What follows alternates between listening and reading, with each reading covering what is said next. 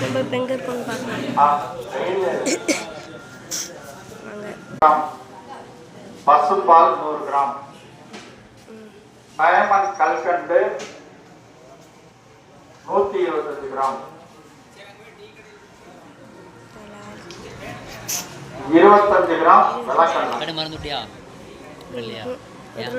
பயந்து விடலையோ? பாலை நல்லா காய வைக்கணும், கல்கண்டை போட்டு ஆட்டிடணும். நல்லா கரைச்சதுக்கு அப்புறம் விளக்கெண்ணெய் ஊற்றி ஆட்டி குடிக்க கொடுத்துடணும். கண்ணு இதாயிடும்.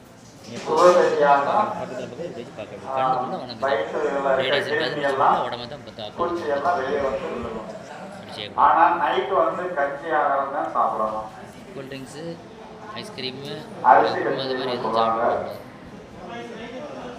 காலையில வெறும் வயிற்றுல சாப்பிடுறது, நைட்டு வந்து அரை வயசுக்கு 3/4 வயசுக்கு தான் சாப்பிடணும். இப்போ வீடியோ எடுத்துட்டு இருக்கோம்ல, ஸ்டில் வேணும்னா எப்படி எடுக்கணும்? சாப்பிடுறாங்க. சுக்க நல்லா கலக்க சுட்டுக்கங்க. வேடி போகிறதுக்கான நல்லா இருக்குது. அதே கொதிக்கிற சுடுதண்ணில ஒரு டம்ளர்ல போட்டு ஆட்டி கொடுத்துருங்க. அரசாயிரம் வயிற்றால போய் நிக்கலன்னா நல்லா சுக்கர் நல்லா சுட்டுக்கங்க. கறியை சுட்டு அதை பவுடர் பண்ணி கொதிக்கிற தண்ணியை ஒரு டம்ளர் தண்ணியை வச்சு 3 விரல் அள்ளி போட்டு குடிச்சுட்டா அரசாயிரம்.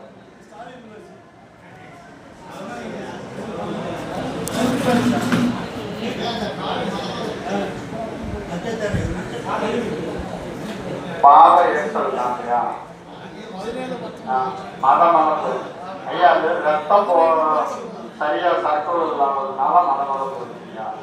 அதுக்கு வந்து நம்ம வைத்தியர்களுக்கு எண்ணெய் வாங்கிக்கோங்க, வாங்கி நல்லா தேய்ங்க.